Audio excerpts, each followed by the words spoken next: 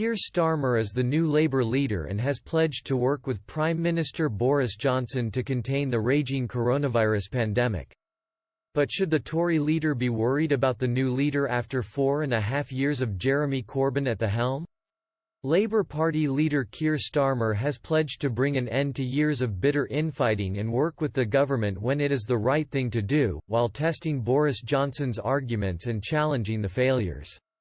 The defeat of Rebecca Long-Bailey, an ally of the outgoing leader Jeremy Corbyn, and the election of Angela Rayner as Mr Starmer's deputy, heralded the end of the party leadership's embrace of a radical socialism that was crushed in the December election. Mr Johnson immediately congratulated Mr Starmer on Twitter and the pair agreed on the importance of, but expresses asking you should Prime Minister Mr Johnson be worried about the threat in the wake of Mr Starmer's appointment as new party opposition leader?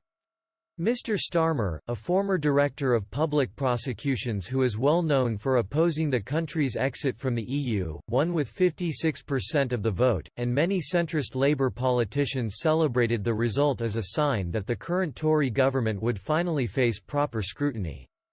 Mr Corbyn's ally Ms Long-Bailey came second in the party's vote with 28% and Lisa Nandy was third with 16%. The party of Tony Blair and Gordon Brown endured its worst election performance since 1935 in December, when infighting over strategy, a confused policy over Brexit and allegations of unchecked anti-Semitism turned traditional voters away. Mr Starmer, who took over immediately, acknowledged, well ahead in opinion polls. Mr Johnson's Conservatives have also occupied much of traditional Labour territory, with the coronavirus crisis prompting the ruling party to deliver unprecedented state support to workers and businesses. Mr Starmer said, "This is my pledge to the British people. I will do my utmost to guide us through these difficult times, to serve all of our communities and to strive for the good of our country. I will lead this great party into a new era, with confidence and with hope."